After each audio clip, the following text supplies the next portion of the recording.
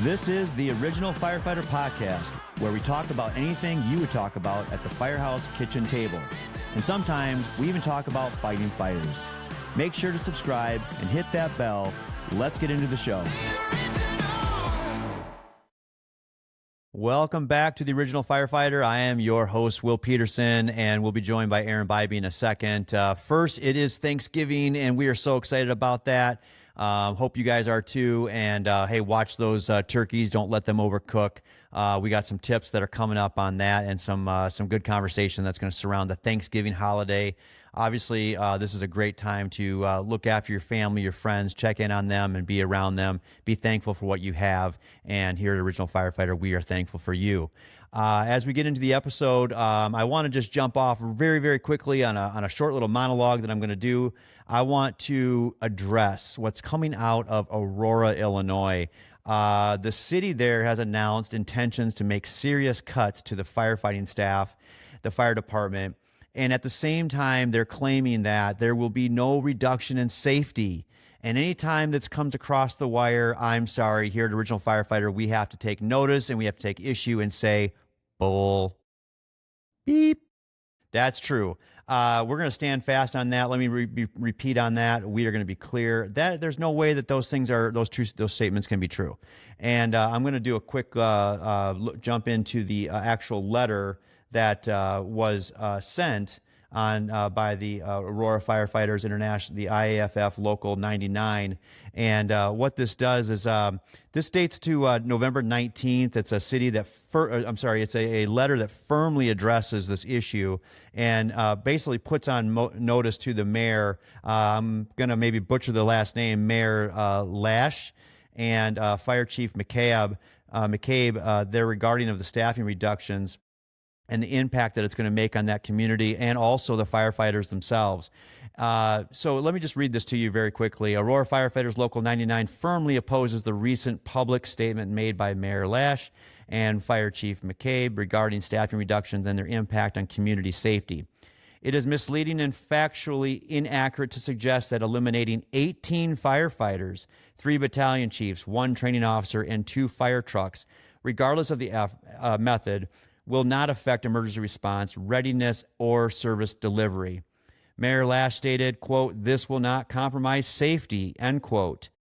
There is no scenario where fewer firefighters, less training support, fewer officers, and fewer trucks on the street equate to the same level of safety, readiness, or service. To claim otherwise is irresponsible. While the administration labels this as budget efficiency, the real outcome will be an increase in unnecessary risk to every citizen and firefighter. These cuts do not save money. They simply shift costs into overtime, injury leave, workers' compensation, and preventable operational failures. Local 99 will not stand by silently while leadership downplays real and measurable risks. We demand transparency, accountability, and staffing decisions that prioritize public safety over short-term budgeting optics. The community expects and deserves a fire department that is fully staffed, fully prepared, and fully capable, not one forced into unsafe reliance on doing more with less. The men and women of Local 99 are and always will be committed to protecting this community. Their dedication, as referenced by the chief, should not be used as justification to operate with fewer firefighters than are required for safe, effective response. Professionalism and commitment cannot be treated as limitless resources. Cutting personnel and claiming nothing will change is not leadership, nor is it truthful. It is politics at the expense of public safety. Local 99 is not opposed to fiscal responsibility. We are opposed to decisions that compromise safety while being presented to the public as harmless. Local 99 urges every citizen and alderman to oppose these budget cuts that reduce the level of service the members of our community deserve. Respectfully, the president of Local 99. And there's the letter right there. And the reason to read that out loud as it is in black and white is that this is entirely accurate of the firefighters Local 99 to call out in every way, shape, or form the misleading and the misguidance of the city leadership, to include the mayor and apparently the fire chief, that doing these cuts would not pose any risk or harm or unsafe unsafe outcomes towards the community or the firefighters. And that's the issue that we take here at Original Firefighter, and I think this should be what is taken across the country. And we've said it time and time again. Talking outside of both sides of your mouth. I mean, this comes front and center, especially when we're talking about the politics that come in behind the scenes when there are decisions being made for fire department safety, levels of staffing, whether that's within the rank and file, or in this matter, for example, it also includes the training division, which, if in and of itself, every fire department struggles with just meeting the training requirements that are set forth by National Fire Protection Association. If you happen to be an accredited fire department and you're trying to meet SIPSI standards, there's training involved there, and there's all kinds of other things that go into these standards and the ways that we have to be able to meet the standards and the regulations, the ordinances that we create, or those that we adopt, or those that are governed by OSHA, or those that are governed by the Department of Labor of your state, or the National Fire Protection Association. There is standard after standard after standard that calls for the adequate staffing of firefighters across this country, in every state, in every community, on every fire truck. And time again, we see these budget cuts being made. And while the politicians stand in front of the microphone and say that nothing will happen, there will be no chance, or there will be no reduction in safety, there's no way that that's true. You call it out for what it is. There's no way that that is true. And so we just want to be clear that we support any time that we see this coming across the wire where there's a reduction, while at the same time we have those in power claiming that there will be no chance of reduction of safety. Those two things cannot be true at the same time, and somebody needs to stand up and call that out. Much more so, it needs to be the community itself with an outcry. I've been a part of this. I've seen this play out in real time. I've been a part of the city politic where we have a mayor come in, or a city leadership, a city manager, or basically city leadership in and of itself, saying that we need to make these cuts to public safety. And it never works out. It never works out. If we look at the call for defund the police, those measures, while not the same thing, we are not comparing apples to apples there. But look at the historical facts here, that every community that did that, in most of the cases, they've turned that ship around, and now they're going back to increasing that staffing, or bringing that staffing back to what it was. And so I think that, and here's something I want to just draw attention to. Again, not quite apples to apples, but that caught this Sunday. There was a interview done on Meet the Press with Mayor-elect Zoran Mandami, and him claiming that the 38,000 New York City police officers on the street, he felt was adequate. He felt that it was going to be enough to do the job in the streets of New York City. And my question is that, how would he know that? How would he know that that's the number that's needed? They can claim that the crime stats are down, or that the situation on the street is either status quo or getting better, and in most cases they want to paint the picture that it's getting better. And my question is, how could he possibly know that? Not even being in the position, that 38,000 police officers in the NYPD is adequate as it is, and that there is no need for increase. I just draw this correlation because here again we have a politician who's not even served one day in the position, and is already claiming thoughts and expressing what he sees as being adequate without even understanding what is actually happening at that street level. And this happens over and over again. Politicians getting into office, not truly understanding what's happening on the streets, not what's happening with our firefighters, the police officers, first responders, talking about things like how is it physically impacting their bodies, how are they, what is the injury rate to the firefighters? How does that translate to workman's comp? When you reduce firefighters, that's a physical stress. We know now that we know very much that there's also a mental stress that goes along with this. And we keep hearing from politicians that they care about so much about the first responders and how much we're able to do for that community. And the truth be told is that firefighters are notorious for this. You could take and take the budget down to where we have to, order pickup trucks, and you put 3 firefighters in a pickup truck, and they're going to show up and they're going to figure out how to do the job. And that's how that becomes a little bit of our own Achilles heel there. While at the same time, it is the job of cities and city leadership to adequately staff, to adequately train, to adequately provide the resources, the fire trucks, the equipment, the training, and the staffing that is needed to do the job without risking serious injury, harm, or death to the first responders, the firefighters, the police officers, and the paramedics. And that cannot go unchecked. We have to push back whenever we see this, and we stand with this in solidarity. So this is Original Firefighter stance on that. And with that, we are going to move on to our next segment. Bringing in Aaron Biby. How are you doing today, sir? How's your Thanksgiving shaping up? Oh, it's looking good. Yeah, it's looking good. We are breaking traditions. I'm looking forward to hearing what your traditions are on this episode. But we are breaking traditions this year. We're not doing a turkey. I love a big turkey, but we're actually playing some football Thanksgiving morning. When I was growing up here in the Midwest, we would do the Turkey Bowl, is what we'd call it. So every Thanksgiving morning, a bunch of high schoolers would get together, and we'd just do a pickup game of what was two-hand touch that would inevitably turn into full tackle football. Right. For a couple hours in the morning, then we'd all retreat back to our homes where we'd meet up with our families and everything. So now that I have 3 boys in middle school and high school, we're bringing it back. So yeah, we got probably 20, 30 of their friends, and we're going to throw a little football game Thursday morning. And then we're just doing pizza and charcuterie and watching the, charcuterie for the fancy. And then we're watching some football. You are truly breaking traditions. I know.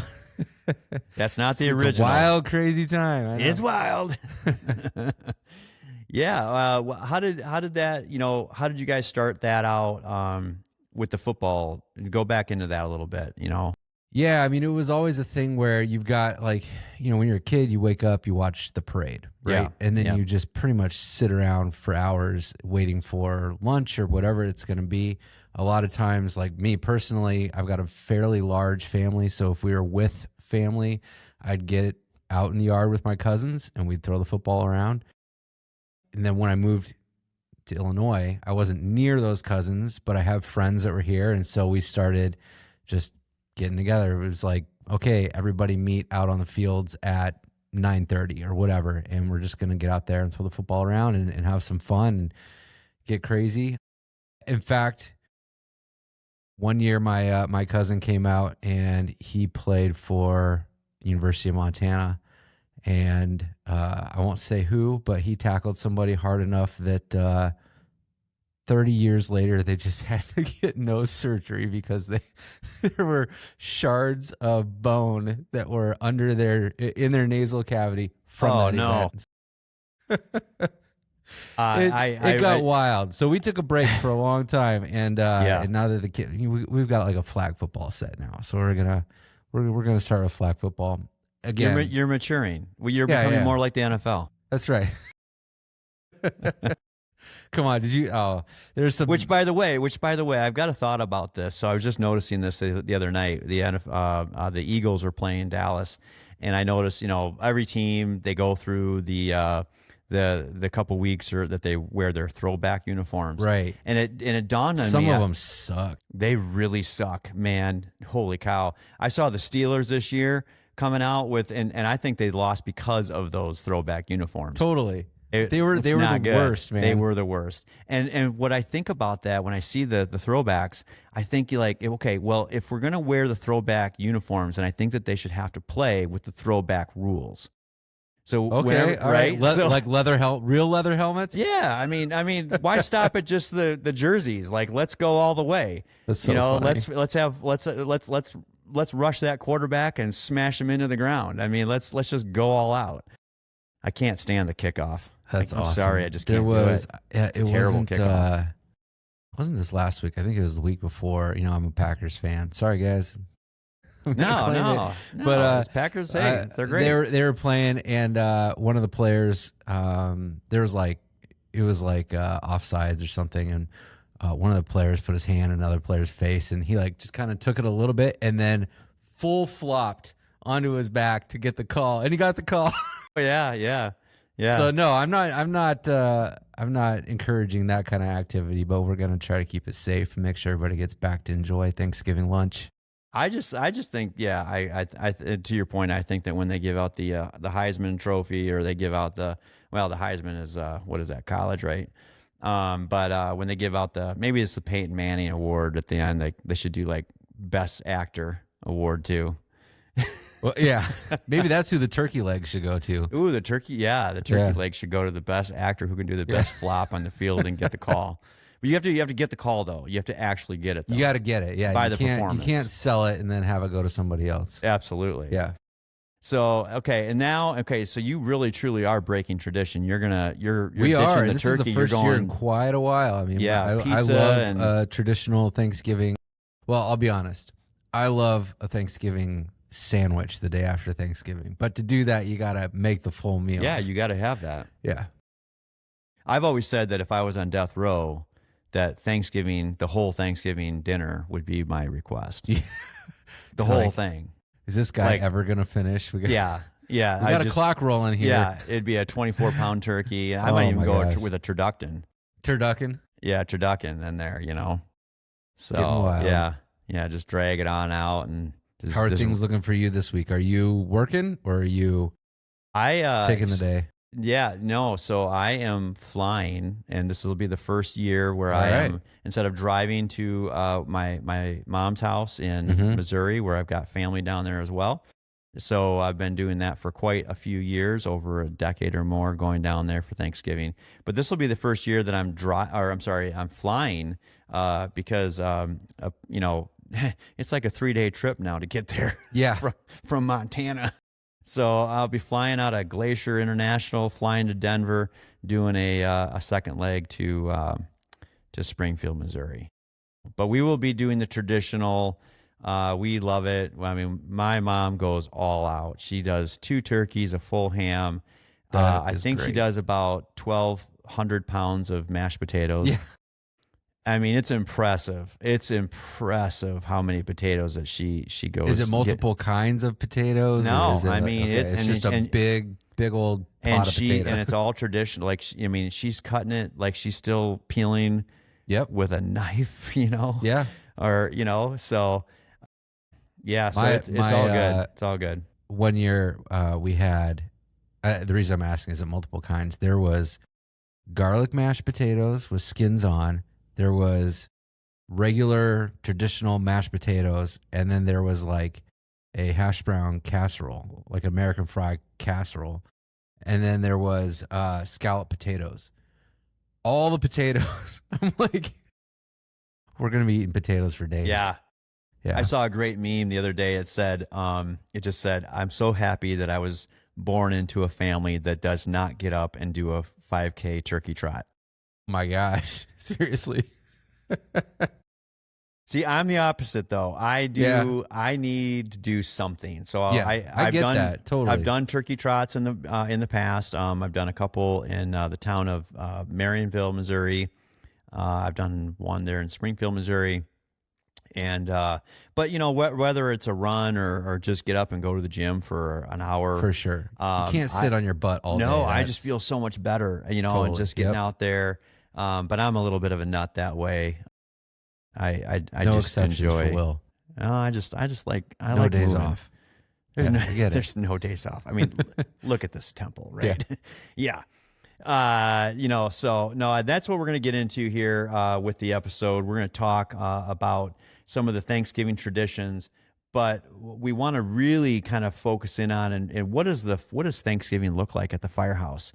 And given the fact that I've had the fortune of having 34 years in the fire service, we'll say 28 of them with a particular fire department that was very traditional, and I appreciate that. I mean, when I say traditional, like every firehouse the companies, the people, the men and the women inside those firehouses, that, you understand that the nature of this job is that you're there for 24 hours. You're going to be there, whether it's a holiday or not, there's going to be firefighters in the firehouse, and leave it to firefighters to figure out how to make that situation into the best possible situation that they can do.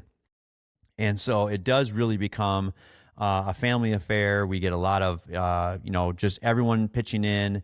It's really cool, I think, when each firefighter says, hey, I'm going to bring this.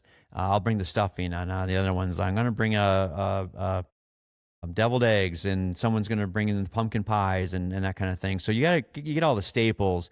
There always is that one firefighter that's like, I'll get the olives and pickles. Yeah. I'll take, the easiest job in the world. Ooh, man, Thanks, man. Look at that. You open up some jars. Wouldn't be Thanksgiving pickles without a jar of pickle. Yeah. Oh, man, you did come close. You almost cut your thumb on that can of black olives. Ooh, you went with the extra large pitted olives. Look at you. Fancy. Going all fancy. Yeah. So, I do really appreciate that, and this kind of goes into all the holidays, but especially at Thanksgiving. I mean, some of these firehouses have got just, when you have like double companies, maybe you've got a battalion chief there, an ambulance, a truck, a ladder, or a fire engine, a truck or a ladder that's there. You got, so some of these firehouses got some really big staffing in them. They could be like pushing 10, 12, 14 people at that dinner table. And most of those firehouses have got really huge long tables or big round ones, and it really does. It just looks like a very real Norman Rockwell spread for the firehouse Thanksgiving kitchen table. It can look really impressive. This episode is brought to you by Strike the Box Cigars, Pipes, and Tobacco. Whether you're a seasoned aficionado or just starting your journey into the world of fine tobacco, Strike the Box has what you need. From the finest cigars to premium loose leaf tobacco, Strike the Box delivers on quality in a welcoming space where you can enjoy a smoke and good company. Additionally, Strike the Box specializes in vintage pipe restoration.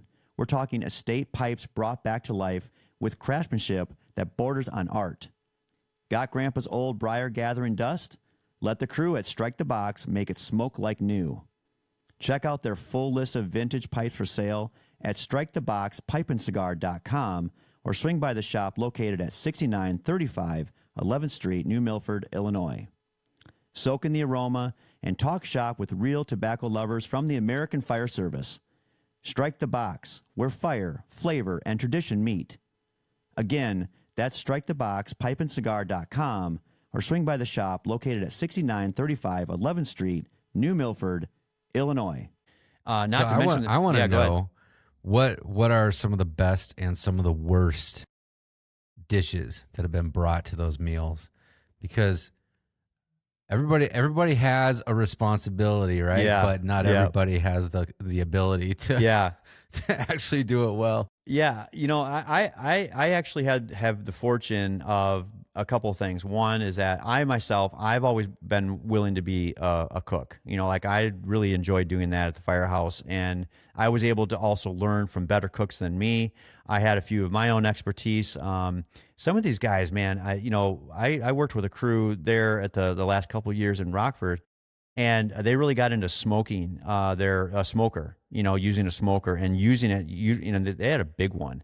And so, these guys would go all out. They'd be like, yeah, we're going to do a turkey, but we're also going to do a brisket. Oh, they just throw kind of like a curveball and do something that would be, just really cool or out of the ordinary.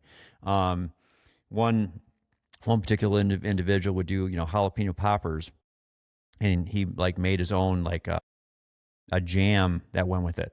Delicious. So, some of these guys just go all out. One particular captain, just a great baker, and just made the best, loaves of bread, twisted bread, and all those little fine touches. They always, brought something really, really cool and special to the kitchen table. Probably the worst is when you're throwing around a lot of compliments. But the worst is when somebody comes in and goes with fake flake potatoes. Oh, the box potatoes. It's garbage. It and it is garbage. It's garbage. Come on, try a little. There's been a little bit of that. See, I want to get down. I want to like look down on like stovetop stuffing, but I'm not going to lie to you. I really actually like stovetop stuffing. So, all right. So stuffing I don't or dressing? Stuffing. Stuffing. Yeah, I think so. That's the way I see it. I don't know why it's called dressing. Stuffing. Isn't it? Doesn't dressing become stuffing when you stuff it in the bird? When you cook it in the bird? See, and I'm not a fan of that for some reason. You don't like know why. It being cooked in the bird? No, I like it being a little drier. Oh no. Yeah, see, I do. I like it to be a little drier. That's where we. That's not where we the turkey. part ways. Not the turkey. I don't want the turkey to be dry. No, I get that. I get that. But oh man. Yeah. Some people go crazy with it. Like they, like it got a bunch of nuts and cranberries in it. Apples and all that kind of stuff. It's like, save that for the fruit salad. I don't need that in the stuffing. You just basically want bread. Kind of like that. Yeah, the herbs and the cracker bread. All right, yeah. All right. Yeah. So that's why I struggle. I struggle because I look down on the boxed mashed potatoes, but then here I am promoting the boxed dressing, stovetop stuffing. Hey, prices are, well, I don't know. Depends on who you talk to, right? Yeah. Prices are up. Prices are down. I don't know. I don't know anymore. Well, you make your own with stale leftover bread. Yeah. The worst though is basically just somebody who doesn't know what they're doing with the turkey, with the actual turkey. You end up with that dry. Well, what you can really end up with turkey. Yeah, what you can really end up with is that you thought you were going to eat at 2:00 and you're really eating at 8:00 at night because you didn't think this through. Brutal. You forgot to turn the stove to the right setting, or the worst. Some of these firehouses, their stoves are hooked up to the actual alarm. So when they hook a call, it shuts the stove off, and then they forget to come back and turn it on. So that's another one that can happen too. That's awful. Yeah. Well, one vote for the smoker. Start smoking that turkey. Well, yeah. The smoker is awesome. And like I said, I was treated to a couple of, or not more than a couple, but some really great dishes there at Firehouse #2. Little shout out to those guys back home. How about cooks. Like community? Does the community bring in stuff for firefighters on Thanksgiving? Yeah, and there's some. Is that a good thing or a bad thing? I don't know. There's some debate on it, that's for sure. Okay. So debate here is that while on the one hand, you have to appreciate that someone from the community, or say it's a church or some other outreach group that wants to say thank you to their local firehouse, and what better way to do that but to show up with some kind of baked good? I mean, there are places that'll just literally deliver the entire Thanksgiving meal to the firefighters if they wanted it. That's great. I'm not going to look down on that. I think that's great. I think that people, if we can find a good positive show of appreciation, it is. It's great. Great show of appreciation. And especially in a world like today where we're very cynical. So we should appreciate when the community is attempting to do something that is clearly a nice gesture. Now, there is a problem with it, though, right? The problem is that we've become more aware of either, we'll just call it bad intentions. I mean, that is a possibility. Yeah, sure. What is it that we can actually trust anymore? What can we trust from the public? And because we don't truly know them, and people can fake their way of being a good, nice person, and then they're really intent to do you real harm. So let's just call that what it is: bad intentions. The other thing is unintended consequences, which is, I don't know how you prepared any of this. Yeah, was a cat walking around your kitchen countertop was the cat when you're walking making around? this Jell-O salad? Yeah, is the kitty litter it's unkept? nasty. I don't know. You never know. No, we've all seen Christmas Vacation. She used cat mix for topping on the Jell-O mold. That's so gross. The best is when Cousin Eddie's like, it's lime. It's lime. It's lime. All right, quick. Let's go find your sister. That's a great movie. Great movie. But at the end of the day, unintended consequences. What if we get sick from ill prepared food? And I mean, that can, wreck a whole shift. I mean, you can send everybody home.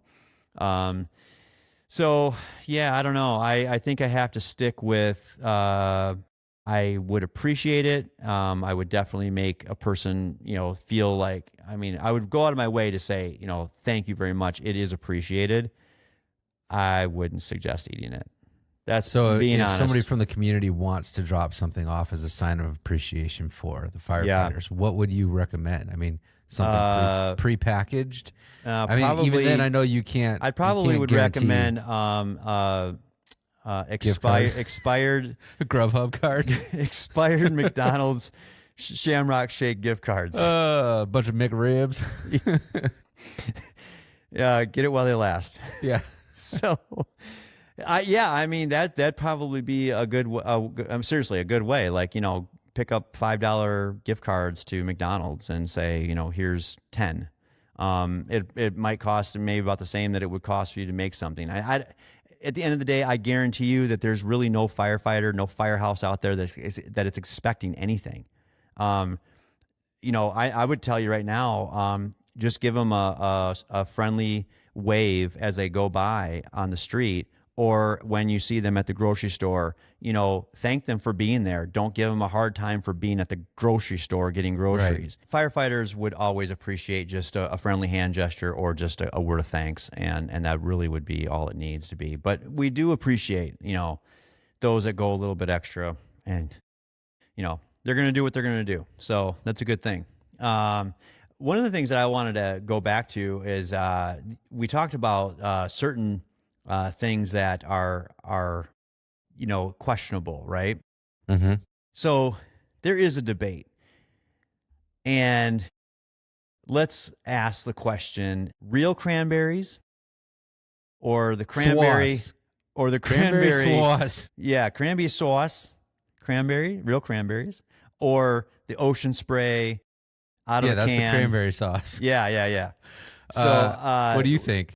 Okay, so I want to get your opinion first. Okay. I gave you the fact that I like stovetop stuffing, but I don't like boxed mashed potatoes. All right, I like ahead. my cranberries from a can. I'm not gonna hide it. The can Cranberry sauce. I need the rings. I need the can rings. Yep. And it lets me know how to slice it. That's right. I'll eat that stuff all day. Oh, that stuff weirded me out when I was a kid till I tried it. And then I was like, oh no, what have I done? Yeah, I think what it comes down to is that I appreciate the effort of making real cranberry sauce. Yeah, for sure. But then don't deny that you're eating this and you're kind of like picking it at your teeth, and you get the skins in there and some twigs or whatever, and you're just like, if I just had it out of the can, there wouldn't be any of this junk in there. And again, like, I'm all about the sandwich the day after. So like the ring of cranberry sauce going on the sandwich with the turkey and the stuffing. Exactly. Oh, baby. It's good. It's good. So I go with the can. I'm sure there's some listeners and viewers out there that might disagree. Please let us know, and please let us know what is your favorite Thanksgiving meal. I mean, going beyond the turkey, what are your favorites? What are your favorite staples at the Thanksgiving table? What are the things that you just cannot live without, and what are the things that you can pass on? And here's what I can absolutely pass on. So I'm going to make sure this is clear. I think that the worst side dish is that awful green bean casserole. Oh, come on. I don't know. I don't get it. I think Thanksgiving Day is like the one day a year I'm a true Midwesterner.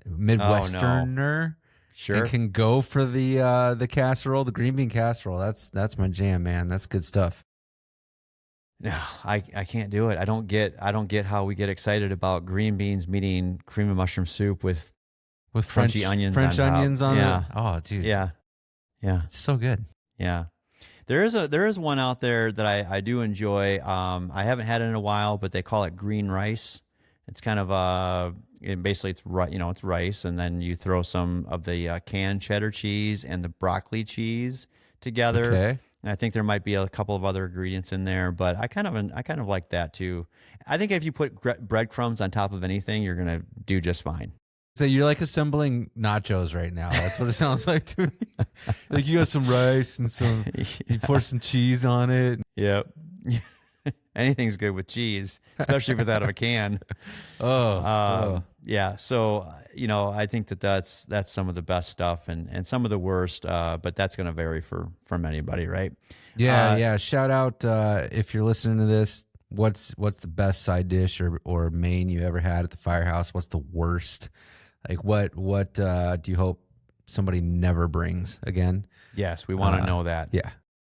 And we'll dig into those a little bit, and we'll build that into as we approach the Christmas season. Yeah. We'll we are come back there, and read right? off some comments for that. Yeah. Speaking of that, since I brought it up, where do you fall on the Christmas tree? Should it be up and there on display for Thanksgiving? It should be up the day after Thanksgiving. Oh, you're going the day after? Yeah, not a minute before. Okay, so I'm not going to turn my camera around and show you that my Christmas tree is already up. I will tell you, I'll still be your friend, even if you're wrong. I'll also tell you, I hung my Christmas lights outside my house because it was warm out this last weekend, but they're not on. Well, that's just smart. They're there, but they're not plugged in. They'll be plugged in on Friday. Firefighters that are listening would appreciate that because we don't need you falling off a ladder unnecessarily. Yeah. So that's good. Does anybody ever fall off ladder necessarily? Is that like a bailout technique you learned? Yeah. I mean, firefighters, we like to do that. That's a cool little performance activity there. Let me show you what I can do with this ladder. So let's talk about, we talked about a little bit of like the traditions in the Firehouse as you're celebrating Thanksgiving together on shift. But what does Thanksgiving Day really look like for the first responder? Like is there a specific repeatable set of calls that you're going on pretty often every year? Thanksgiving, it's like, you can predict we're going to do this, we're going to do this, we're going to do this. Somebody's going to whatever. What does that look like? I'm going to predict this, and if you're a firefighter, a paramedic out there, you're going to appreciate what I'm about to say. And that is this. If there's one thing I can predict, is that if you make a collective decision, say your company, your firehouse decides that you're going to serve the Thanksgiving meal at 1 o'clock, 2 o'clock, 3 o'clock, somewhere in that vicinity, right? You pick an hour.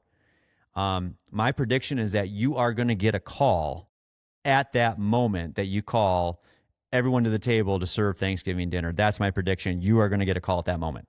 This episode of the Original Firefighter Podcast is sponsored by Castle Contracting. Castle Contracting offers commercial and residential restoration, leading the industry in roofing, residential siding, gutters and downspouts, egress window installation, storm damage assessment and repair, and solar energy, saving you money and time. If you want to be treated like royalty, contact Castle Contracting to schedule a free inspection. Call them at 877-512-4207 or go online and visit castleexteriors.net. That's 877-512-4207 or go online and visit castleexteriors.net. Serving Illinois, Wisconsin, and Kentucky, Castle Contracting has you covered. Your home is your castle. Call Castle Contracting today. There you go. That's my prediction. They'll hear that, and trust me, it's true. It's true. I don't know how they know, the public, but they know. It's time to eat, and now it's time for me to call 911. The thing that's going to pop out, though, the thing that's going to pop out is that because everyone's using their stoves, and let's face it, not everybody uses their stove equally or cleans their stove equally. Yeah. So, lots of, times, it's like, they got this unit, this stove unit just going at, it's at DEFCON 1. The cabinet that usually stores the empty pizza boxes. This stove is at DEFCON 1 and it's just grinding out, and all of a sudden it just, so you've got oven fires galore. And not just burnt turkeys, but just the oven itself, it's overworked, it's overused. And so you got yourself an oven fire, which, a lot of times can translate into a kitchen fire. Really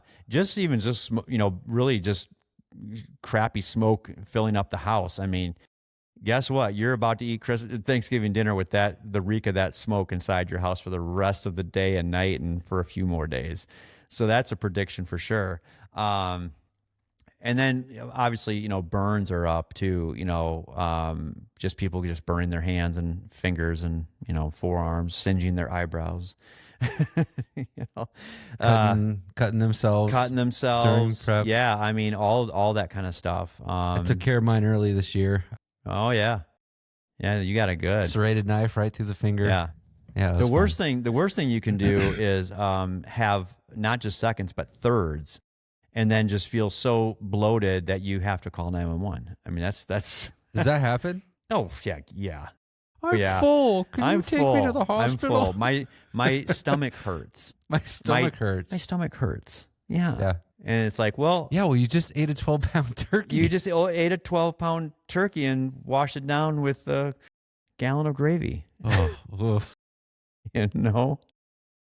Yeah. I mean, it's all there. I mean, it's all there. But certainly. The cuts and the burns for sure. Undercooked food, just getting that. Yeah, that's not good. It's not good. Go in the opposite direction there. Overcook it, undercook it. Yep. And the infamous Thanksgiving, really, if you think about it, is an extremely dangerous holiday. Yeah. It's not to mention the politics talked about at the table. That's not good either. That's not going to be. It's going to be tough. I heard somebody say, if you talk politics at the Thanksgiving table this year, you'll save a lot of money at Christmas. Follow me for more tips. So that's pretty good. Get yourself out of some commitments there. That is good. Yeah. That's good. Yeah. I think so. There's also the infamous fried turkey. Yeah, let's get into that. Let's get into the deep fryer. This has been going on for a number of years. I'm sure. I mean, again, I don't know. They've probably been. I feel like this wasn't a thing when we were younger. Like, this came about maybe 15, 20 years ago. Yeah. I totally agree with that. And so if that was something, again, if you're listening or viewing and you know that your parents or grandparents were deep frying turkeys like long ago, drop us a line. Just hit a comment or something and tell us what, because now it's like. It's a part of the commercialized vision of Thanksgiving, where they're selling top name brand turkey fryers, and what the capacity and capability of these things today are doing versus some of the older first generations. Man, you really had to be. You have to be careful with it, regardless. I mean, at the end of the day, you are heating up this oil, and what I've researched is that when it comes to the danger of it is when you're dropping in that under it, or it's still froze. It's still frozen. It's still frozen. Frozen turkey. Yeah. So I mean, you end up with an explosion. You literally. There's tons of gruesome video out there of exploding turkeys in deep fryers. And some of the lack of foresight in people that do this inside like their garage, and they burn their garages down, they burn their houses down, they burn their she shed down, and so it's never good. It's never good. Some of the things about deep fryers, here's a little bit of safety for everybody. This is the last 2 years. So turkey, they must be fully thawed and dry. That's the big part. I mean, obviously you've seen it's no different than a grease fire on top of your stove. You put some water on that, and it's just going to blow up. So it's got to be thawed out, fully thawed out. It's got to be dry. You want to set that fryer outdoors. Make sure that you're at least 10 feet away from structures, and you never want to be like deep frying on your deck, anything or in your garage or anything like that. You want to wear actually PPE, personal protective equipment. You want to have some solid goggles on. You might want to have a welding helmet on. I don't know. Like, let's be careful there. Some substantial gloves, not just latex gloves. I was say not latex gloves. Yeah, nothing that's going to just stick and melt to your skin as they're peeling it off in the burn unit. Yeah. Have a Class A, B, C fire extinguisher nearby. Don't ever put water on this. It's just going to make it so much worse. So have an actual good fire extinguisher nearby, and don't ever leave it unattended. There again, that you just turn your back on these kinds of things or walk away. It's not going to be good. Turn off the burner while you're lowering the turkey. and then relight it after it is safely submerged is a good tip. Monitor the oil temperature carefully. Don't overheat your oil. And then while you're doing this, keep the young ones and pets away. Put them away. Put the kids in the doghouse. Put the doghouse in the crib. Do whatever you got to do, but don't have these things running around nearby. That's just a recipe for disaster. Some of the last statistics over the last 2 years from the U.S. Fire and Burn Statistics, NFPA, the USFA, and the Consumer Product Safety Commission data shows that the U.S. sees approximately 1,200 home cooking fires on Thanksgiving Day each year. Deep fryers account for about 30% of Thanksgiving cooking fire incidents. That's a high percentage. And then estimated deep fryer related fires in the year 2023 and 2024 combined was 722 nationwide. 722 structure fires related to deep fryer related fires. I got to be honest, that's less than I thought it would be.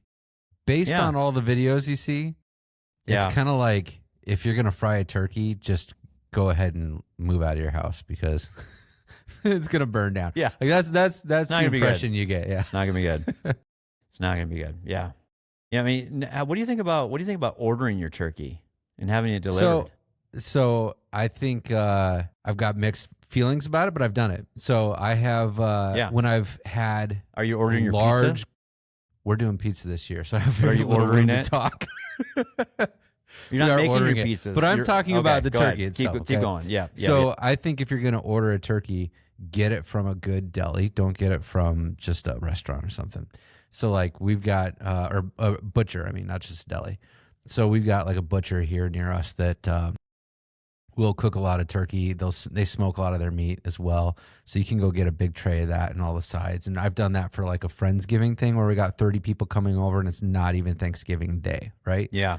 But if it's Thanksgiving Day, it isn't that hard to make a good turkey. That's my feeling. Like if you just pay attention to what you're doing, when you're doing it, how you're doing it, it's not that hard. It's time consuming, but it's not that hard. And I think it's definitely worth doing it yourself over bringing it in if you have the option. But like I said, I've done it, so I'm not going to cast any stones in the direction of anybody that orders in their turkey. So my mother has perfected, and I say perfected because it's delicious, it's moist every time, it's so good. And she has perfected turkeys being made in roaster ovens. And and she does it upside down. Sure. So that the white meat, the breast of the turkey, they stay very moist. Gets all the juice. And man, oh man, it's the way to go. I'm convinced use an oven roaster. And it's actually Boston Market. She's just throwing it in at the last second. Yeah. Yep. She's quickly throwing it away. Been the packaging. This for years. Yep. He's not going to notice anything. Yeah. No. So it's very, very good that way. I do really enjoy some of the home cooked traditions. My mother also, and also other family members of on my mother's side especially, they perfected traditional home style noodles. Potato noodles, kind of like Amish potato noodles, and then using the turkey gravy and mixing that over those noodles. It's very, very good. I really enjoy it. And then they are very good about making their own desserts, the actual, making pumpkin pies and crust from scratch. So I don't know. I think the one thing about Thanksgiving what it does for me is that it reminds me that not everything should be store-bought. Some things do take effort, should take effort, and there should be some time put into it to bring at least one day a year, it's okay to not be fully keto. You can have some carbs. Right. Give yourself... It's a mental health treat. Day. Yes. Yeah, that's right. That's right. You're talking about pies. I love a good pumpkin pie. I'm a traditionalist that way, but my mother-in-law makes a bacon bourbon apple pie. Oh my God, that sounds amazing. Unbelievable. It's awesome. You know what? I'm gonna take a sip of my bourbon just on that alone. I mean, that's perfect. That's perfect. Yep. Yeah. So I think we have an image here, a picture here of when I see this, I think about, our president, and this is, not just this president, every president, pardons a turkey, right? We know that's been a tradition. And I happened to come across this, and I was like, I think this individual needs to be pardoned as well. So this guy, I think he ate all the Thanksgiving. I'm sorry. I don't know who you are, but I don't know. You lost the right to be like this when you joined the fire service, but good luck to you, sir. So what is he doing in this picture, though? I don't know. Maybe looking up recipes on how to make the next Thanksgiving dinner. Maybe. I don't know. He's calling a bus because his tummy hurts. Yeah, he's calling the bus. Yes, exactly. With that, also, we also want to do a shout out to Lexington, Kentucky Fire Department. We came across and noticed that you've got a fire truck. It's a squad or rescue company, 13, and on the front of it has the original. And we took note of that because this is the original firefighter, and we really kind of thought that was cool. So hats off to Lexington, Kentucky Fire Department, and we're going to call this Special Operations Rescue and Engine 13, the original rescue, Lexington, Kentucky. Congratulations for being the original. And with that, we are on the eve, drum roll, of season 5, Stranger Things. The cast is all now in their 30s. I don't know.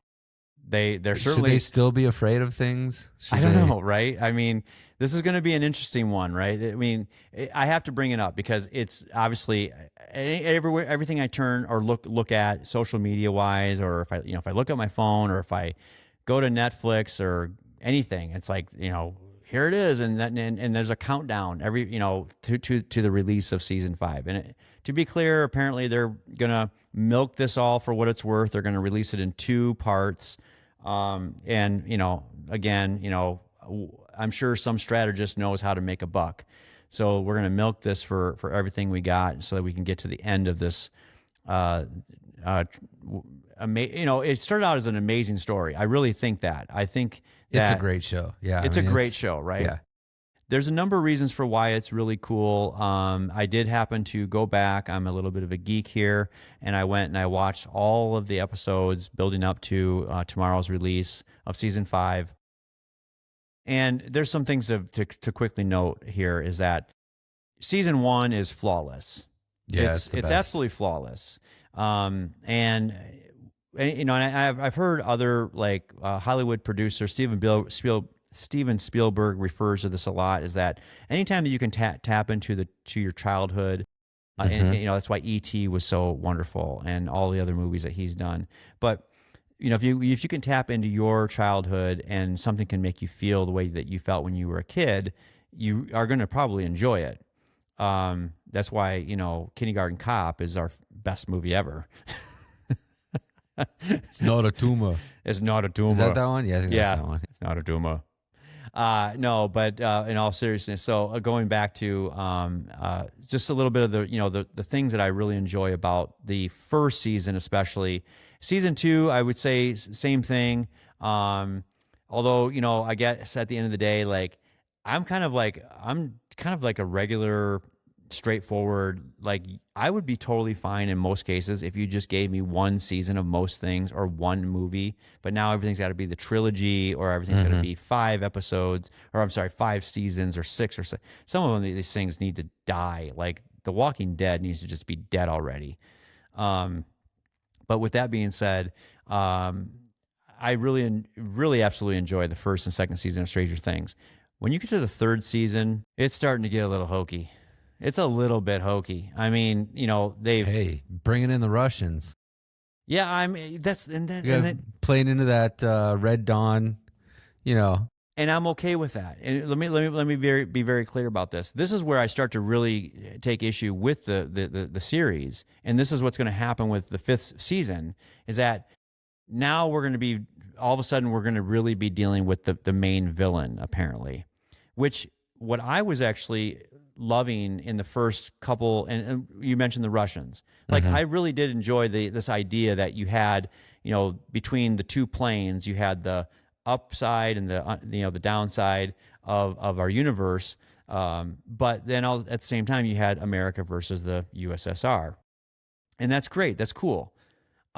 They could have just left it at that. They could have just left it as, scientists from the United States side and scientists from the USSR were trying to punch through to the other dimension, and we unleashed, all hell from the underside. And that's fine. Now we have a face to the villain. Like we always have to go here. We always have to go to this thing like, okay, it's not quite a human, but it's a humanoid. And somehow it's always a humanoid that and then that's the face that we give to the name to the face, whatever. And now, Venka, right? Venka? Is that the villain? In all honesty, it's gonna be that. I'm still in season 4. I haven't finished season 4 yet, so catch up, you can man. Spoiler alert for me. I'm behind on the times here, but I think a lot of times that happens because we need to humanize the thing, the mysterious thing, in order to articulate a way to defeat it. They humanized it. They humanized it, in my opinion. They humanized it by having the United States facing off against the Russians, trying to reach, the plateau of scientific But they were still dealing with, exploration. which, by the way, this is all just basically Indiana Jones. Yeah. And it's not real. So let's not get emotional about this, right? Yes, I constantly have to remind people that. Yeah. Not real. Not real. Yeah. So, I'm looking forward to it. I think most people are. I mean, really, actually, at the end of the day, the Duff brothers, they've done a great job with, just taking some of the basics. I mean, Super let's be creative. honest. I mean, great storytellers. you could almost say like, wow, boy, did they steal like an artist. I mean, they ripped off so many things. I mean, there's, I would love to. I'll probably end up asking Perplexity, about how many movies or music references does the whole entire series make. Actually, we might do that. Well, but I mean, I think in their own right, one of the areas they've been really good at is curating the right things and bringing them together. Right, like the soundtracks are all good. Running like, up that hill. How does that become? Running up that hill. Yeah. Really? A hit? It's a hit now, right? Yeah. I think in the 80s that maybe made $75. Now it's just so it's gonna be fun. It's gonna be fun. You should catch up, obviously, and then watch. Yeah, I got a lot to watch tonight. Watch season 5. It's going to be, it's going to be painful when it comes to the end, right? It's like, what are these actors going to be doing next? Like 5 or 6 of them are all in bands, and they're all doing other things too. But they're some of them are in some pretty killer bands. Yeah. Like they're good musicians in their own right. So yeah. I don't think they're going to be looking for work. Who plays Mike, the actor who plays Mike, the love interest, opposite 11, Millie Bobby Brown. He's already stepped out and done, the Ghostbusters Afterlife movie. Right. So they're making their way. They'll be fine. But they're not all going to be Justin Timberlake, crushing it after NSYNC. Well, that took him a while too. But yeah, right. For sure. So, hey, you know what? Enjoy season 5, and that's going to bring us to the end of this episode. We want to encourage you to go to the originalfirefighter.com and get to our merch store. We have really great merchandise. We have a brand new beanie for it's a tribute to the wildland firefighters. It's called the Sawyer beanie. So check that one out. So we got some winter gear that's out there, and then we got Christmas coming up. So that's going to be some great gifts. Pick up some original firefighter merchandise and give it to your loved ones, and let everyone know that you are a firefighter. And as always, be safe. This has been the Original Firefighter Podcast. Thanks for watching and listening. Tune in each week on Wednesdays for a new episode. Like and follow us on all social media platforms, and subscribe to our YouTube channel today.